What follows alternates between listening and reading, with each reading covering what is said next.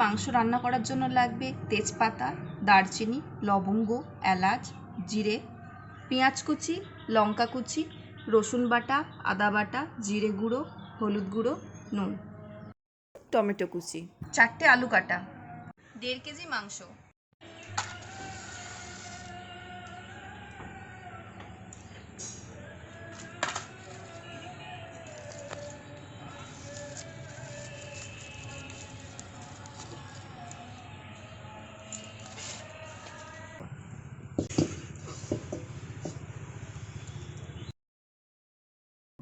কড়াই আমাদের গরম হয়ে গেছে, এখন আমরা পরিমাণ অনুযায়ী তেল দিয়ে দেবো।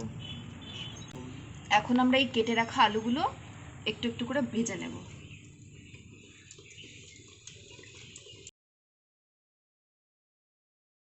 ভাজা ভাজা হয়ে গেছে, এখন আমরা আলুগুলো তুলে নেব এক এক করে।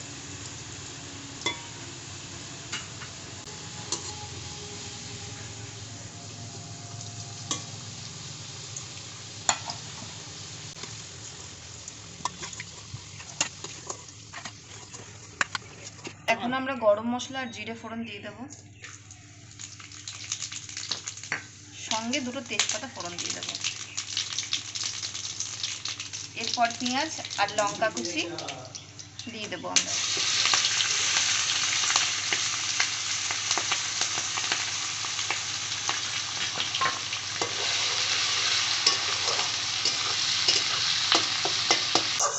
পেঁয়াজগুলো ব্রাউন করে ভেজে নেব। ব্রাউন করে ভাজা হয়ে যাওয়ার পর আমরা মশলাগুলো দেবো একে একে।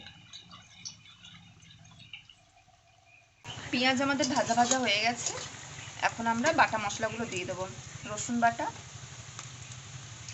আর এই যে আদা বাটাটা দিয়ে দেবো।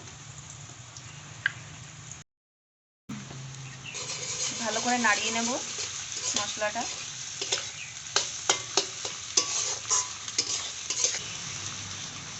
এরপর এই জিরে গুঁড়ো আমরা দিয়ে দেব।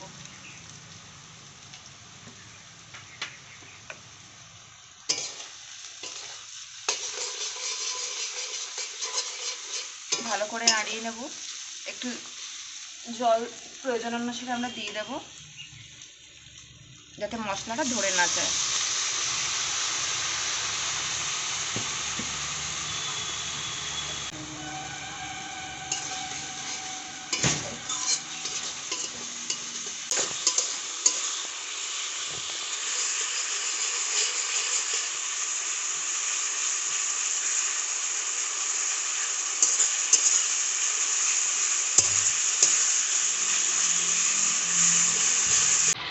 মশলা আমাদের হয়ে গেছে কষানো, এখন আমরা টমেটোগুলো দিয়ে দেবো।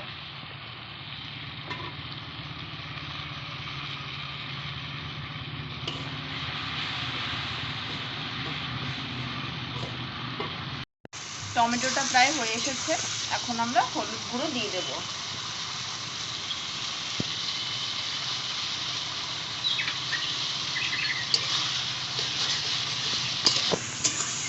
ভালো করে কষিয়ে নেবো এটাকেও।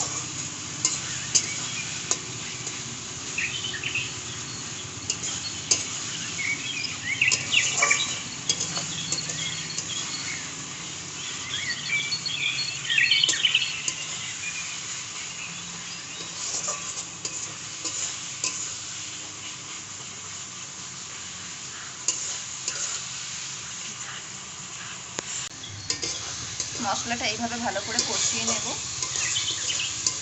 তেল ছাড়া ছাড়া হতে শুরু হয়েছে, এরপর আমরা মাংসটা অ্যাড করে দেব।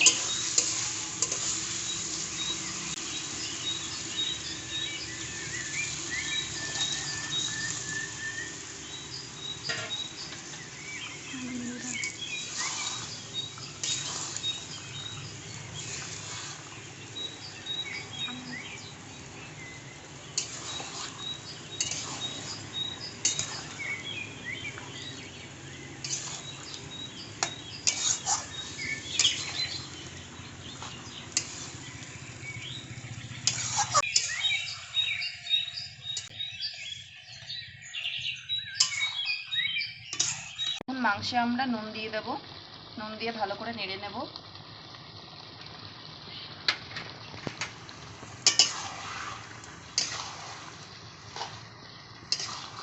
মাংসটা জল যখন ছাড়বে তারপর আমরা আলুগুলো দেবো।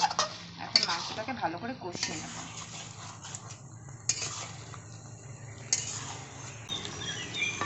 মাংসটা জল ছেড়ে নিয়েছে, এটা ভালো করে আমরা একটু নাড়িয়ে নেব যাতে নিচে ধরে না যায়। এই তো প্রায় হয়ে এসেছে মাংসটা। আলু দেওয়ার আগে একটু ঢাকনা দিয়ে দেবো যাতে মাংসটা একটু ভালো করে সেদ্ধ হয়ে যায়। এখন আমরা ঢাকনাটা তুলে নেব, দেখি মাংসটা কেমন হয়েছে।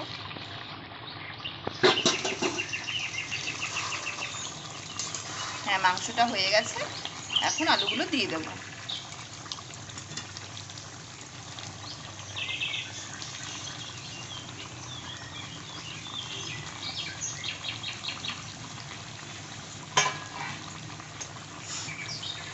একটু নেড়ে নেব।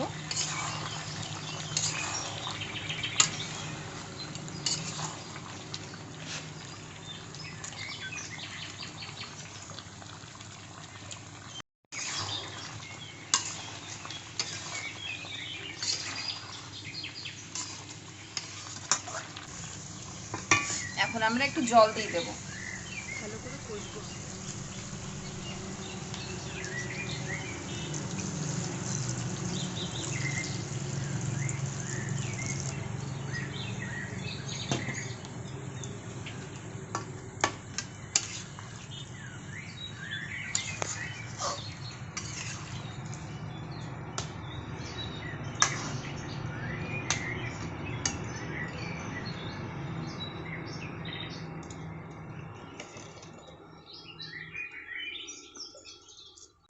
জল ফুটতে শুরু করেছে, এখন একটু ঢাকনা দিয়ে দেব।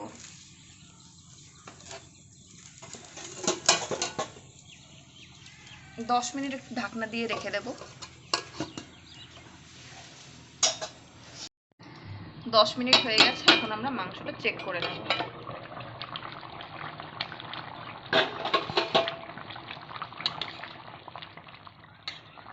মাংসের ঝোল আমাদের রেডি হয়ে গেছে, এখন আমরা নামিয়ে নেব।